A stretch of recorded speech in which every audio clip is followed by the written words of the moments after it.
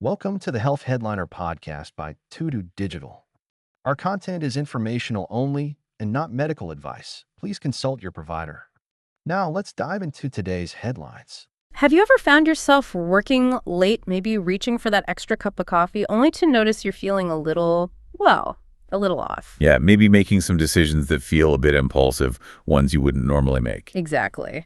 Well, you are definitely not alone, and it turns out there's some really fascinating science behind why that might happen. That late-night jolt, it seems, isn't just about keeping you awake. What's really intriguing is how the timing of that coffee interacts with your body's own natural clock. Right. And how it could potentially alter your decision-making processes in ways we're really only just starting to understand. Precisely. So on this deep dive, we're going to unpack that surprising impact of nighttime caffeine consumption on our impulsivity. And explore why when you have that coffee might matter much more than you've ever thought. Yeah, we've been looking into a recent health news article from early August 2025, but our main source today is this really detailed scientific paper. It's just out in iScience. The one from the researchers at the University of Texas at El Paso and the University of Illinois College of Medicine, Peoria. That's the one.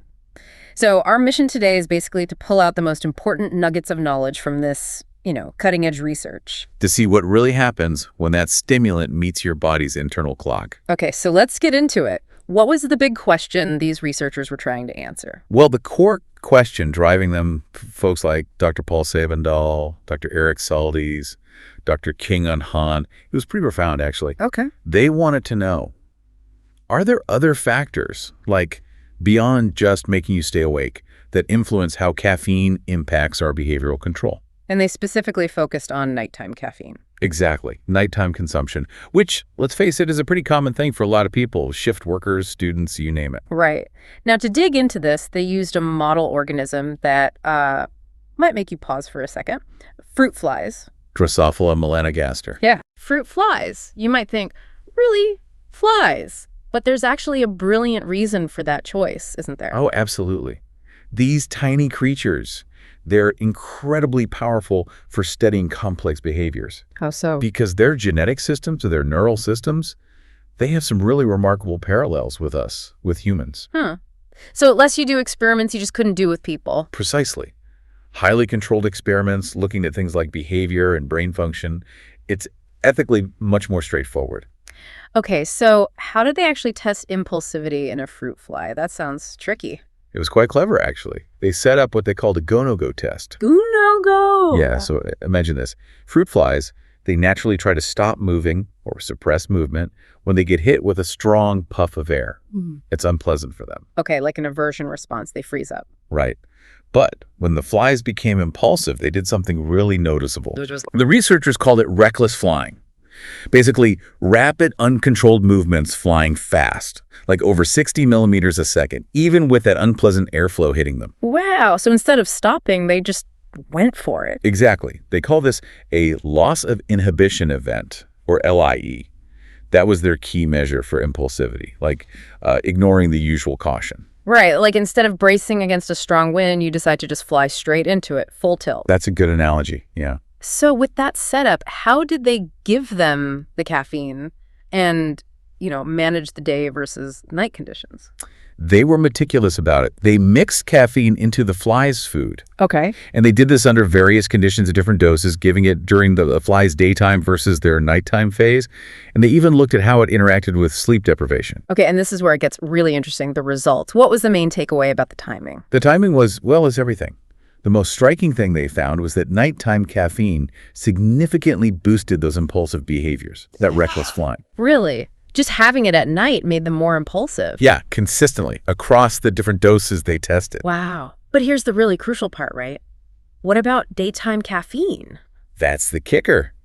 The exact same amount of caffeine, if the flies consumed it during their daytime, it did not lead to the same impulsive effects. No kidding. Even if the caffeine levels in their bodies were similar. Exactly. They checked that. The caffeine levels were comparable. So it wasn't just about how much caffeine was in them. So what does that suggest? It points strongly towards this idea of circadian gating. Circadian gating, meaning the body clock. Yeah, like your internal body clock acts as a gate. It opens or closes, basically determining how caffeine affects your impulsivity.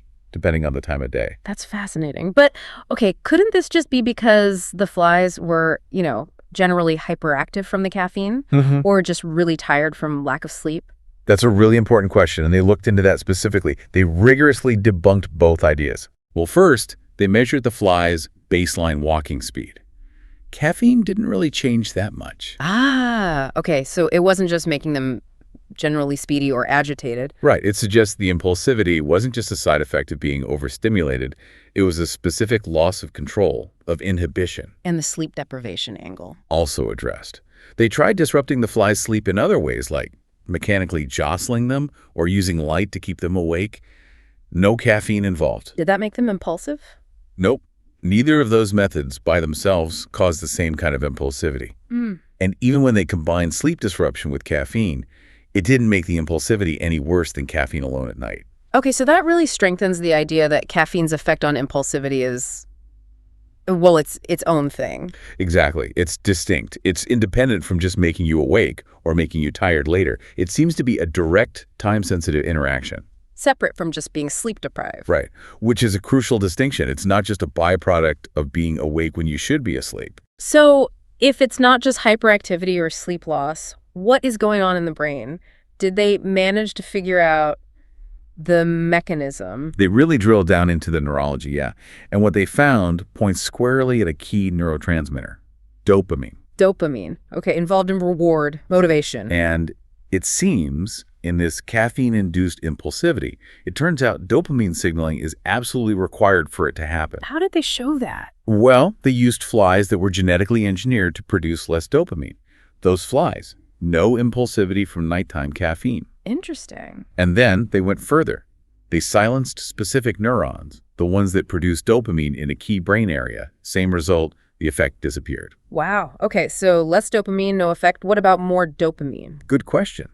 They look at flies that had a mutation causing increased dopamine levels outside their neurons. And those ones showed heightened impulsivity from the caffeine, more sensitive to it. So it really seems like dopamine is the messenger carrying this impulsivity signal from the caffeine. It certainly looks that way. And then they pinpointed the specific receptor, the specific docking station on the neurons, the Dopamine D1 receptor. Yeah, D1 receptor. Yeah, they used mutant flies that lacked this specific receptor.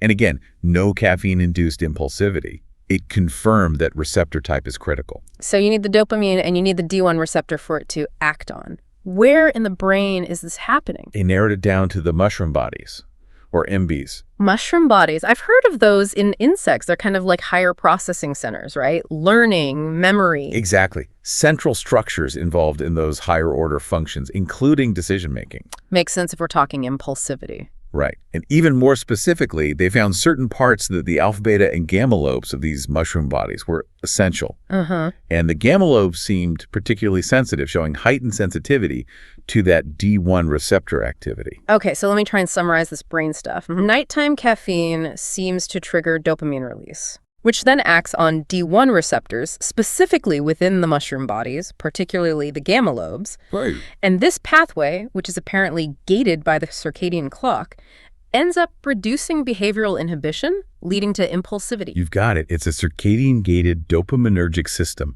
regulating behavioral control. A very precise interaction. That's incredibly specific. Now, the study also found something else really compelling, especially for us humans. A difference between males and females. Yes, a really surprising sex difference emerged. Female fruit flies showed significantly more caffeine-induced impulsivity than the males. Wow.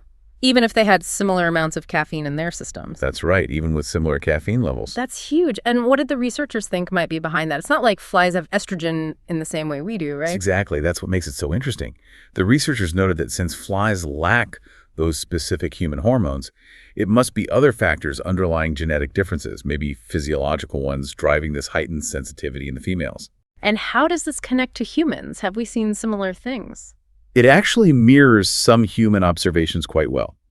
There are studies suggesting females might be more prone to negative caffeine effects, like anxiety or nervousness. Oh, really? While males sometimes report more positive effects, like feeling more vigorous. Huh. So this fly study gives us a potential model to actually investigate why those sex differences might exist in response to caffeine. Exactly. It provides a really valuable system for digging into the biological basis of those differences. Okay, so pulling this back to the real world, what are the big implications here?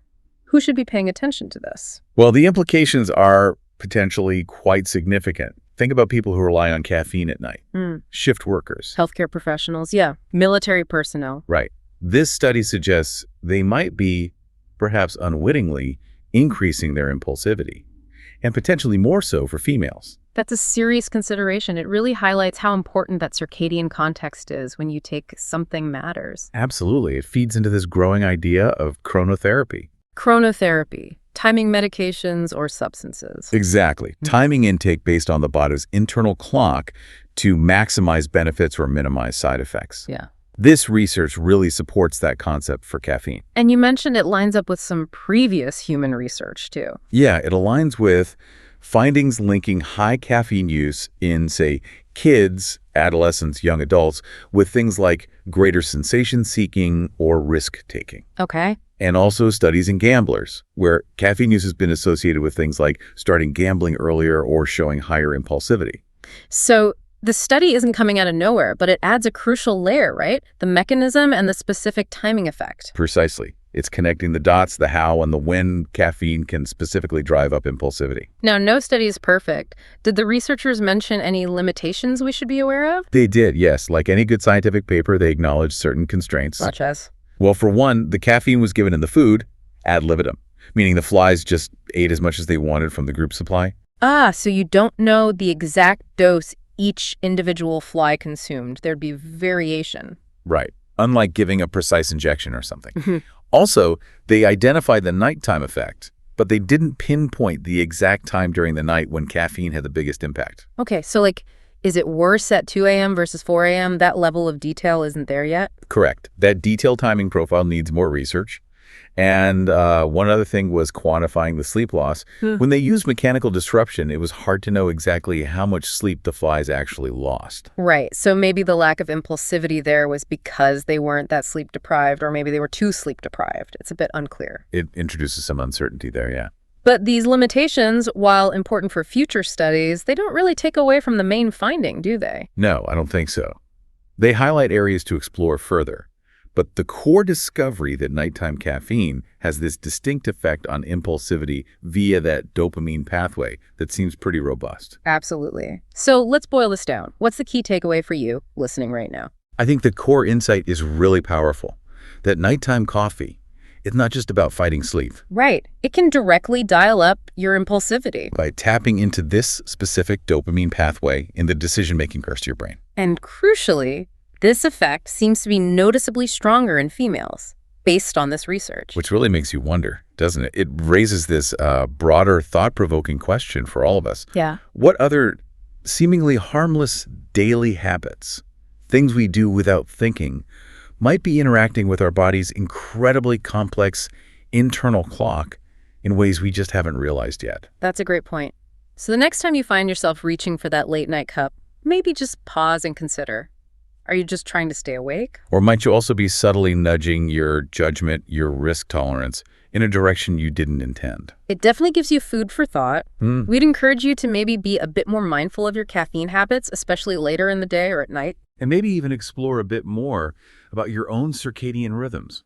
That's such a profound, often quite hidden impact on pretty much everything we do. Thanks for tuning in to the Health Headliner podcast by To Digital. Like and subscribe for more health news and breakthroughs. Stay healthy and informed. See you next time.